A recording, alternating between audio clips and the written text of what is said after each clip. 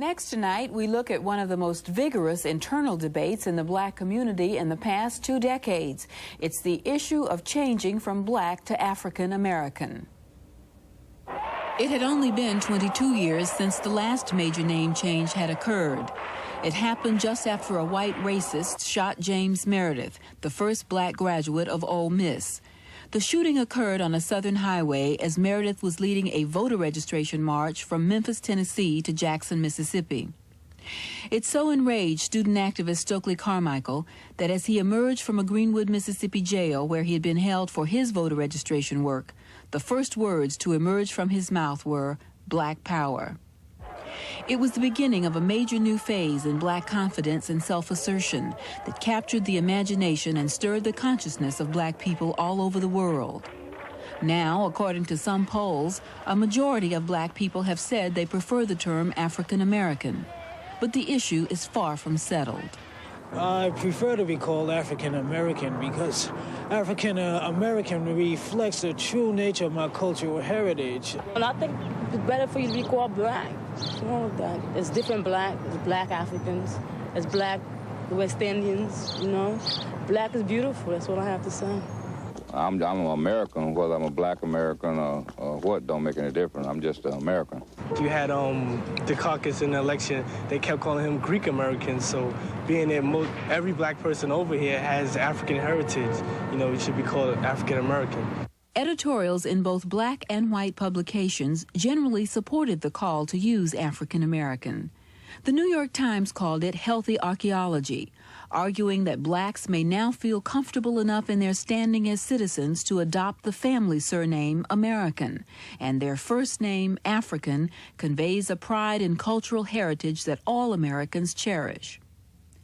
Said the Chicago Defender, as the world continues to shrink, Americans who speak to their Africanness with the African American title will likely find the cultural, education, and economic relationship with others much smoother. Opinion also varied among the guests we interviewed in our special Black History Month series. I always thought that Afro-American or African American was the appropriate designation. And there is some beneficial effects in acknowledging the reality, the African heritage and the American presence. But that's not the critical issue. The critical issue is gaining power. I believe that it is important for us as a people to think that we are connected to the world, because the African diaspora was for real. We were sent to different parts of the world. Well, naturally, it's our heritage, but all of us here are really educated and exposed to American life, so is that we really are, we have to dig back for this ancestry. I mean, I'm not an African. It's a very complicated question. So rather than argue over it, let's not give up black, let's not give up African. So in all the work that I do, the essays I write, I use both interchangeably. For more on the story, we turn now to 4 other people with different views. Kwame Ture is an organizer with the All African People's Revolutionary Party, a group attempting to politically unite African people living in 113 countries all over the world. It was his call for black power in 1966, when he was known as Stokely Carmichael, that catapulted the term black into popular usage. Leon Winter is a copy editor for the Wall Street Journal, and last week wrote an article that appeared on the journal's op-ed page called "This African American Still Feels Black." J. Bruce Llewellyn is a businessman who owns the 8th largest Coca-Cola bottling company in the country. He also owns television station WKBW, an ABC affiliate in Buffalo. Ramona Edlin is president of the National Urban Coalition. She proposed the name change at the Chicago meeting of black leaders last December. And to you, Ms. Edlin, the current initiative is largely your brainchild. Why is it important to use that term and not black? Charlene, we have an opportunity to renew values such as mastery and learning, the importance of the family, unity, which is of the utmost importance right now, at a time when our children couldn't be in more distress and turmoil, when we face a new century, and it's up to us to be sure that the problem of the 21st century is not also the problem of the color line, as Du Bois prophesied in 1903 this century would be. But how does how does African American affect all of that? Well, we see, going back to African cultural ties, to the land base that is our mother, as crucial in this process. And what I'm hoping is that we can recreate some of the spirit of the movement years, particularly for the children, by going back to values which were stripped systematically from us, as we all know, when we were enslaved for 250 years in this nation. Mr. Winter, you don't want to change from black. No, well, I don't disagree that it is important for us to be cognizant of where we come from and the depth of our history that began before slavery. I just don't see the particular need in calling for renewal of the movement to leapfrog over the 400-odd years of history and of proud accomplishments that we can point to and indeed need to reacquaint our children with here in this country first. So I believe that it is important to teach the children and to, in general, imbue Black America with the knowledge of where it comes from, but to focus this effort on claiming what is ours here as Americans, which is the country that we are citizens of and where we pay our taxes. Mr. Llewellyn, you prefer the term American. Well, I guess in all of my years on this earth, I've been called about 5 or 6 different things. I've been called black. I've been called Afro-American. Now we're talking about African-American. I've been called Negro. I've been called colored. And what strikes me as a continuous theme or theorem in all of this is the fact that we never have been called full citizens of the United States of America. And what I'd like to see accomplished once and for all is that we are considered as full citizens and have all the rights and privileges there too. All I see is that people in Russia, people in Poland, people in Nicaragua are all packing their bags and heading for the United States of America, feeling it's some kind of panacea or a great place to be, and there must be something here that brings all these people. All I'm saying to you is that I think it's a disgrace that we have been here for well over 200 years and we have not enjoyed these full benefits that a lot of people have come here generation after generation and gotten. And I think that's the key, that's where we ought to go. I'll be very honest with you, if I had my druthers, I wouldn't be worrying so much about whether you call me African American or not. I would like very much to see throughout this country, as other groups have put in museums called Holocaust, to see slavery museums. Museums which would show our suffering, our contribution over the years up until the year 1989 as to what we have done to give something to America. I think to try and leapfrog back and take youngsters in 1989 and tell them about our agrarian background in Africa is almost impossible at this point in time. The other problem with this is I listened to one gentleman on the thing say, well, during the campaign we talked about Michael Dukakis as being a Greek American. Well, Greek American pinpoints a country called Greece. African American does not pinpoint any country. It is a continent. And therefore, either you're going to play a game called European American or African American, or otherwise, again, we still haven't been able to refine ourselves down to where we come from, whether we come from Nigeria or Kenya. All right. Well, let me just go to Mr. Toure here. In the 1960s, as I said before, you were one of the ardent proponents of using the term black. How do you feel now about abandoning it in favor of African American? Well, I do not even use the term African American. I use the term Africans because that's what we are. We are Africans in America. There's nothing American about us. Our history has only been a history of struggle in America. We are the only ethnic group in America who have to shed our blood to make reform. To get the vote, we must shed our blood. To get our children to school, we must shed our blood. To get on a bus and sit where we want, we must shed our blood. To even get in a filthy 5 and 10 cent store, we must shed our blood. So I don't see how we could be American. We're Africans in America struggling against American capitalism. And only until it's destroyed will we enjoy the rights that everyone else is speaking of. Well, how do you respond to that, Mr. Llewellyn? Well, what he's trying to do is to change the name of the game or change the rules. And I haven't got time to change the rules. I've got to look at what is. I guess I'm more practical about this.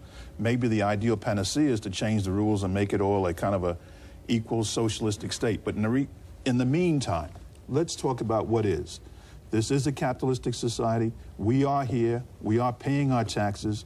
We are doing work each and every day. And I think we have the right to participate. We have sent people to war since the revolutionary times and spilled our blood for America, from Crispus Attucks and the Revolutionary War all the way down through this Vietnam. So therefore, I want to get what you can construe as my piece of the action like everybody else has gotten. And it really annoys me to see people who haven't made this kind of contribution over the years come here and feel that they can claim it and get it. And we have done that. You have a response to that? Of course.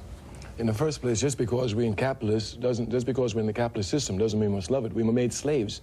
It doesn't mean that while you're a slave, you must love slavery. A conscious slave, while picking cotton on the plantation, is thinking about how to escape, how to bring freedom. Therefore, just because we're in capitalism doesn't mean we must enjoy it. We have to fight for an equal society. That's our history. Our people show that we spill blood instinctively to advance humanity. And we have this responsibility to advance America, yes, to a socialist state. You would seem to imply from your comment that capitalism is utterly inconsistent with Africa and Africans. It is. But I would posit that that's not true. If you look again at the nations of Africa, if you look at African people in every country of the world, especially in recent times, they essentially want things. They want products. They want the things that it's, at least up to this point, demonstrated that only capitalism, with its imperfections and with its inequities, which hopefully some people believe can still be tamed, people want things. And I don't somehow see a worldwide Pan-Africanism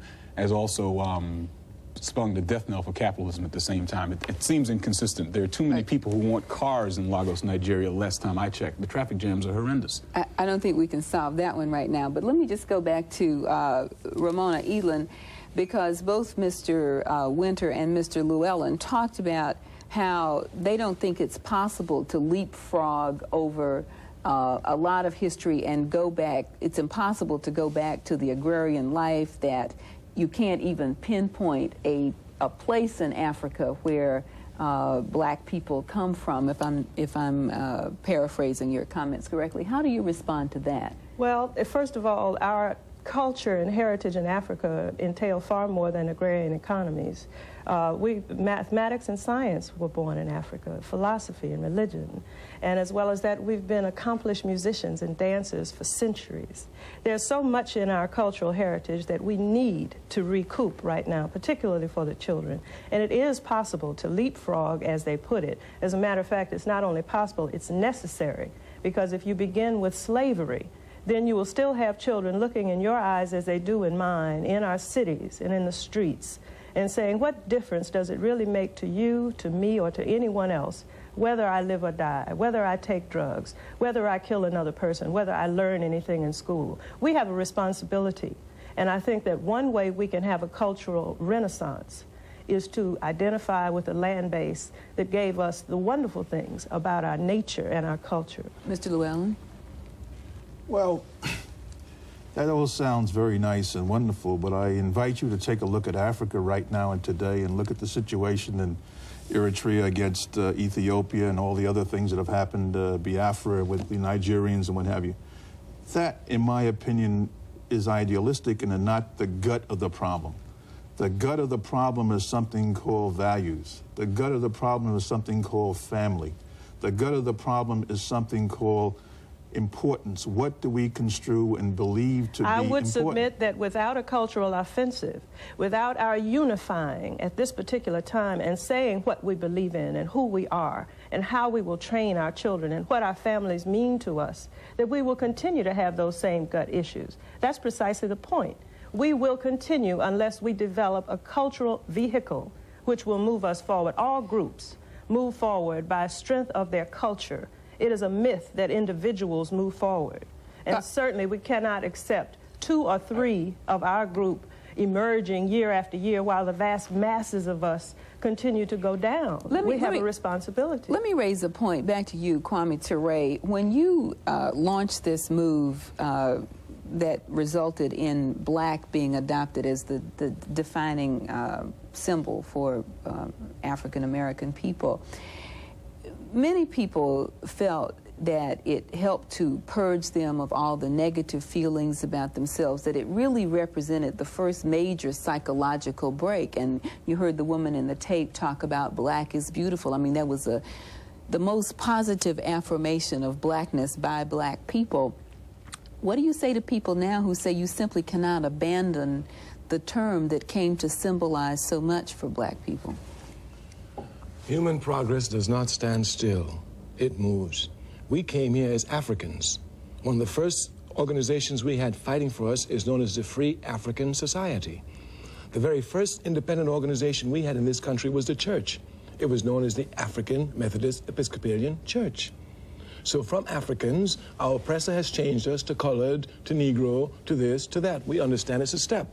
Coming to black had a powerful point, because the point was that we were oppressed because of this color of our skin, and this was racism. But this fight is not just a fight over the color of our skin. A fight for power is a fight for land. When Mr. Llewellyn speaks about power, he's talking about land. Our land is Africa.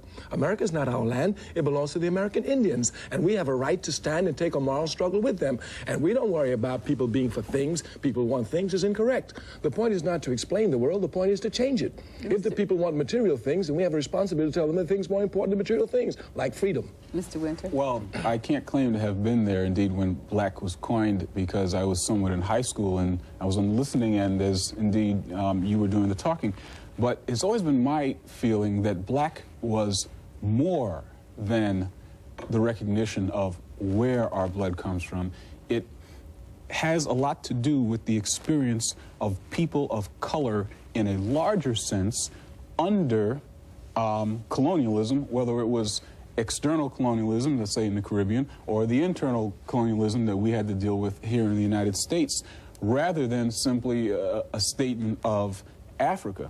Because the fact is, we have become more than simply descendants of Africa. We have created a lot of what America is in our own image.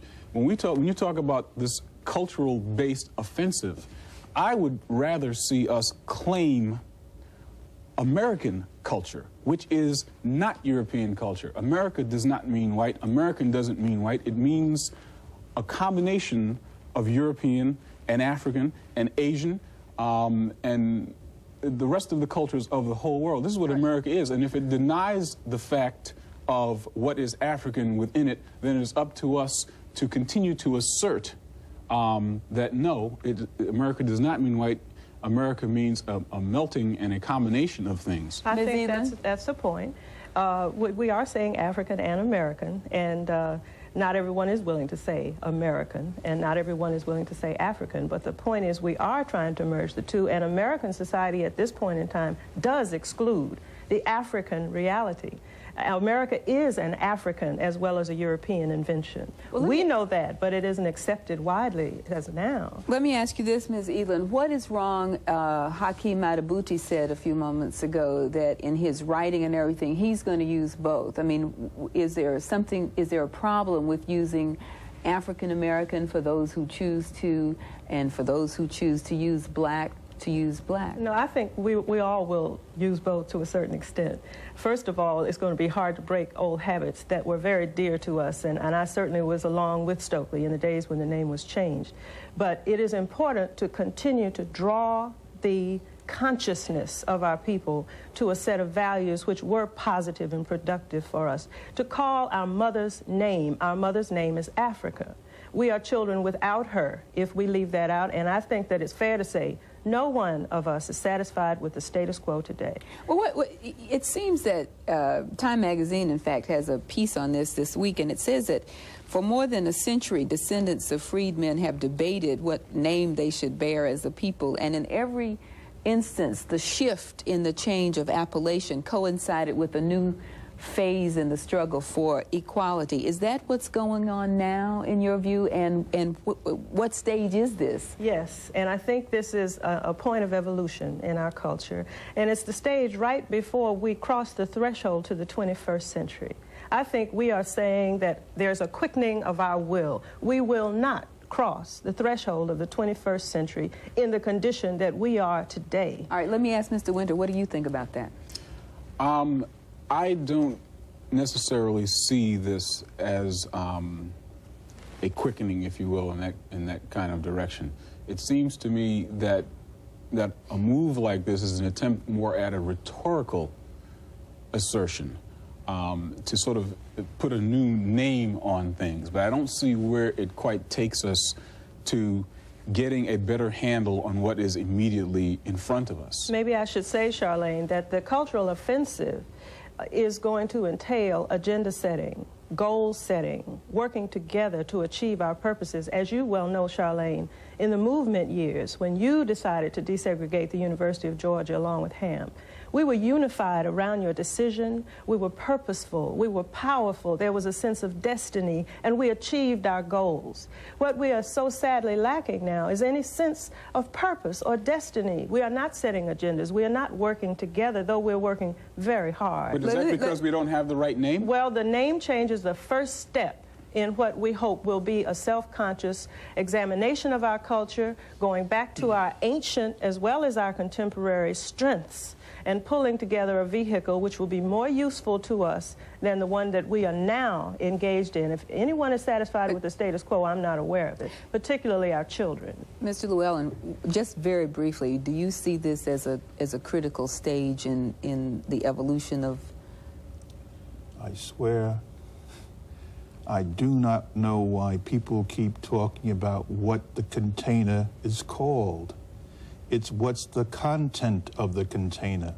This won't get us into the 21st century unless our kids can read, write, compute, and be able to compete in this country to make a living and to make progress. If that doesn't take place, we can put African American on them, we can put Negro on them, we can put anything you want to put on them, but they're not going to play the game in the 21st century because the field is getting tougher and tougher, and this not a level field. Who says you know? Wait, just a minute. Let me just get we're about to run out of time. Mr. Toure, a final comment on that point. The error of the thinking here is that most people think that Africans in America came here just like other immigrant groups did.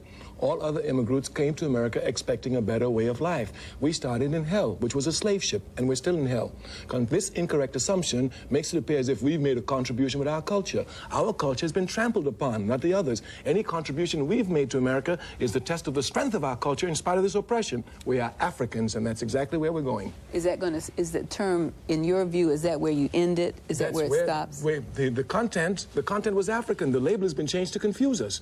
If we came here as Africans, how do we end up as Americans? How do we end up as... I would beg to differ here that my ancestors came here in a slave boat. They didn't. They came from the island of Jamaica, and they came on their own because they thought it was a better place to be than Jamaica. How did they get to Jamaica? They came as slaves to Jamaica. I was born in Trinidad. That's where the slave ship dropped them.